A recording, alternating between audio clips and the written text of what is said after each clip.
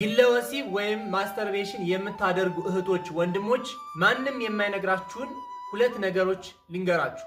ይህ ትምህርት ለብዙዎች እንደሚጠቅማቸው እርግጠኛ ስለሆንኩ ሼር፣ ኮፒ ሊንክ እያደረጋችሁ ቪዲዮውን እስከ መጨረሻው ድረስ ተከታተሉት። በዚህ ዘመን ብዙ ወጣቶችን እየገደለ ያለው መክሊታቸውን እንዳያውቁ፣ ከፈጣሪያቸው ጋር እንዳይታረቁ፣ ጸሎት እንዳያደርጉ፣ ከሰዎች ጋር በስምምነት እንዳይኖሩ፣ በስራቸውም ስኬት እንዳያገኙ እያደረጋቸው ያለ ትልቅ በሽታ አለ። እርሱም ማስተርቤሽን ወይም ግለ ወሲብ፣ በቤተ ክርስቲያን ቋንቋ ደግሞ ግብረ አውናን የሚባለው። ይህን የምታደርጉ እህቶች ወንድሞች ራሳችሁን ለዘላለማዊ እሳት ለገሃነም እያዘጋጃችሁ መሆኑን ማወቅ መረዳት አለባችሁ። ይህ በሽታ ብዙዎችን ጠልፎ ጥሏል። በእጃቸው ላይ ባለው ስልክ የሚመለከቱትን የሚያዩትን መመዘን አቅቷቸው በዚህ ሱስ ውስጥ እንዲዘፈቁ ከዚህም ለመውጣት እየከበዳቸውና ሕይወታቸውን ባደገኛ ሁኔታ ውስጥ እየመሩ ያሉ ብዙ እህቶች ወንድሞች አሉ። ይህን ስራ እየሰራችሁ ያላችሁ እህቶችና ወንድሞች እነዚህን ሁለት ነገሮች ማወቅ ይጠበቅባቸዋል። ወንድ ሁነህ በተፈጥሯዊ መንገድ ከሴት ጋር ግንኙነት በማድረግ የሚፈሰውን ፈሳሽ በራስህ እያደረግክ ካለህ ሉሊት ከምትባለው ከሙት መናፍስት ጋር ግንኙነት እያደረግክ እንደሆነ ልታውቅ ልትረዳ ይገባል። ይህን ተግባር ስታረግ የዘር ፈሳሽን የምትቀበለው ይቺ ሉሊት የተባለች የሞት መናፍስት ናት።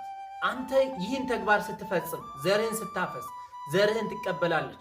ከሰዎች ጋር እንዳትግባባ፣ የፍቅር ግንኙነት እንዳትጀምር፣ ወይም የጀመርከው የፍቅር ግንኙነት ካለ እንዲያስጠላህ እና ወደ ትዳር እንዳትገባ የምታደርግ እጅግ አደገኛ የሆነች እርኩስ መናፍስት ናት።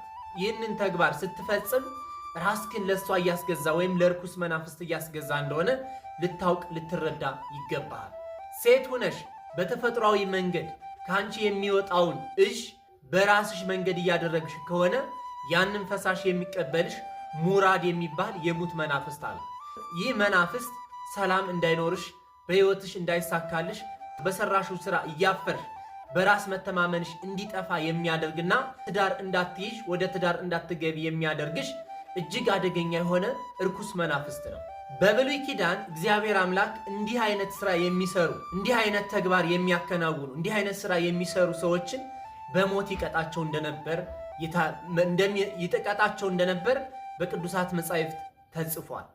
ይህንን ክፉ ስራ የሚሰሩ እህቶች ወንድሞች ንቃተ ህሊና እንዳይኖራቸው፣ ልፍስፍስ እንዲሆኑ፣ በስራቸው ስኬታማ እንዳይሆኑ፣ ከሰዎች ጋር እንዳይግባቡ ከፊት ሆኖ የሚጋርዳቸው፣ ማንነታቸውን እንዳያውቁ እንዳይረዱ የሚያደርጋቸው ይህ አደገኛ ስራ እንደሆነ ብዙ የጥናታዊ ጽሑፎች ያሳያል።